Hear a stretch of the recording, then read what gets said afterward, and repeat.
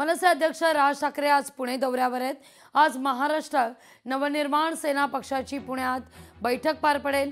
पुण्यातील पदाधिकाऱ्यांसोबत राज ठाकरे संवाद साधतील।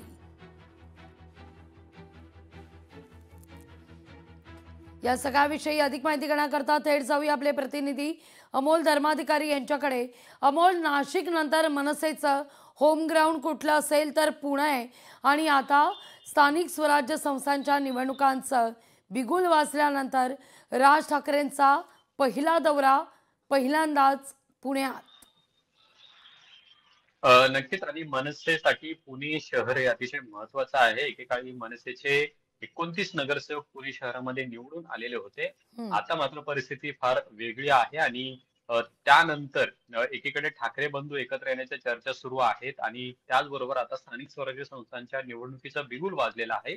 अशात राज ठाकरे हे आज पुण्यामध्ये येतात आणि पुणे शहरातील सर्व शाखाध्यक्ष यांच्याशी ते चर्चा करणार आहेत। 1 to 1 शाखाध्यक्षांशी ते बातचीत करणार आहेत। नेमकी शहरामध्ये काय परिस्थिती आहे, त्यांच्या परिसरामध्ये नेमकं काय वातावरण आहे, दोन्ही ठाकरे एकत्र येण्याच्या चर्चावर सामान्य नागरिकांना नेमकं काय वाटतं आणि भाजप विरोधी मतदारांचं नेमकं काय म्हणणं आहे, अशा अनुषंगाने आज राज ठाकरे स्वतः शाखाध्यक्षांशी चर्चा करणार आहेत। सकाळी 10 वाजता या बैठकीला सुरुवात होईल।